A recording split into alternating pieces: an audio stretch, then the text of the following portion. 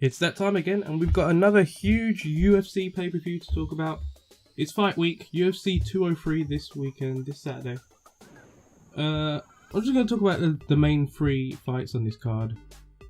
It's going to be headlined by Stipe Miocic with his first title defense since winning the UFC Heavyweight Championship. He's defended against Alistair Overeem, former multi-time champion, so that should be interesting to say the least. Miocic has been on a tear as of late.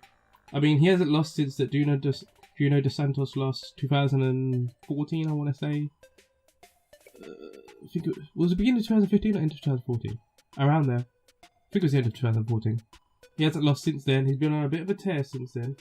He's on top form right now. Now, of course, despite that being the main event, an argument could be made that most of the hype is around, obviously, the debut of CM Punk in the UFC. It's finally here, after delay after delay after delay. We're finally going to see him fight. And I will say that my thoughts and opinions have changed over time leading up to the fight. Over the, not necessarily the result, but how the fight might be. And my rooting interests has kind of twisted and turned as well. Interesting to see how Verdum bounces back. He just dropped the title to Miocic. He's said in the breaking press conference, all he wants is his title back. So after this fight, he even mentioned that he probably should fight Alistair Overeem again first, because they're 1-1. They've had two fights outside of UFC, I believe. Can't remember what promotions. And they're 1-1. So I absolutely agree with him. I like that he didn't just say, throw me back into no title match. But, well, I mean, Overeem could be the champion after this. But he's like, yeah, let me fight Overeem. Let's settle this score, and then I want my title back. So I like that. I like Fabricio Verdum. And yeah, he's against Travis Brown. Travis Brown, who, this guy fights so often, man. It feels like I just saw him fight the other day. I think it was 200, wasn't it? Where he got wrecked by Cain Velasquez, but that's Cain Velasquez who doesn't get wrecked by him. So I can't hold that against him. But yeah, so we're going to see Verdum and Travis Brown. My predictions for this is Verdum will bounce back. Verdum will win. Simple as that in my mind. I would be rather surprised if Travis Brown gets him. I have respect for Travis Brown for stepping in, taking this fight. But I don't know, man. He's kind of outclassing this heavyweight division now, I feel, at this point. So many fighters above him. So yeah, I've got Verdum taking this one. Unanimous decision, knockout, I don't know about that, but I would be shocked if Verdum didn't win. And of course you've got CM Punk and Mickey Gall. Now, what's interesting about this fight is when it first got announced, CM Punk was going to fight, first of all, I was like, okay, this guy's going to get wrecked. Well, actually, my initial thoughts were, okay, Dana White needs this guy, not needs, complete hyperbole there. Dana White wants this guy to do well. So they're going to feed him a nobody, basically. Someone that he can get in there and even he can beat with the, little no fighting experience he has. He's got a jiu-jitsu background. I don't know the extent of his jiu-jitsu background, but I know he's trained in it. Other than that, no MMA experience. Never had a fight. That's why so many people were upset. And I feel like the reception of CM Punk when it first got announced was so negative about him jumping into UFC, always taking people's spots and all that. And I feel like that slowly kind of turned a corner. And more and more people are behind him now leading up to this fight. I think part of that has something to do with the documentary that's been running on UFC's YouTube channel, Evolution of Punk. I've seen it.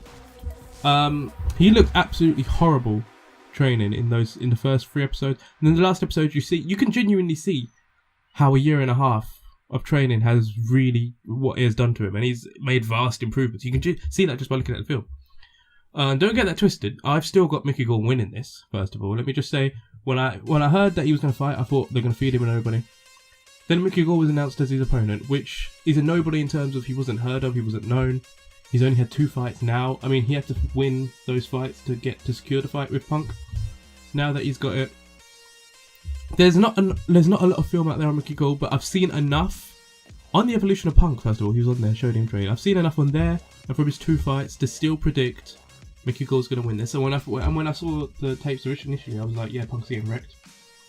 Now, from what I'm hearing and from what I've seen now, Punk may surprise some people. First of all, this guy looks ill cutting weight. Like, he talked about in his press conference how difficult it's been for him to cut weight to get down to 170. So I think he was like 200 pounds when he first got announced. But and this guy looks ill. He looks like a skeleton, man, making that weight. Just saw the weigh-in. This guy don't look right. Mickey Gall looks much more comfortable at this weight. So yeah, I'm still predicting Mickey Gall to win this. Mickey Gall's saying this foolishness. I think Mickey Gall's trying to engage in the tomfoolery and the banter of promoting the fight, but of saying, oh, I'm going to finish in 40 seconds of that. I don't see that happening anymore. At one point I did. He's definitely going to win in my book. I don't see any way Punk wins this, except for a lucky punch. I mean, even though Punk's stand-up game has evolved dramatically since he first started, still watching him spar, like even the recent footage, let's just say I wouldn't be worried about sparring with CM Punk. So I don't think Mickey Gall's got anything to worry about on the feet. When he gets to the ground, seeing him roll around and do his thing looks impressive. But Mickey Gall is also very good with jiu-jitsu, so yeah, I don't know, man. It don't look good. I don't envision Punk winning in any way. I could see unanimous decision Mickey Gall. I could see TKO Mickey Gall. It could end up with the submission with how they both are. So this is one where it's wide open. In terms of result, I only see Mickey Gall winning, but how he wins it, wide open for me. I can't put a finger on it.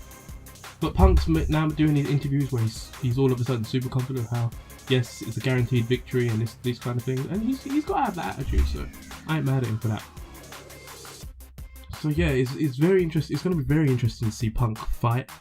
A lot of speculation on his music. People want him to come out to Cult Personality. I think he should just cut ties with that and come out to a new song. You don't need to be still kind of sucked back into the WWE bubble. Like, let go of that completely.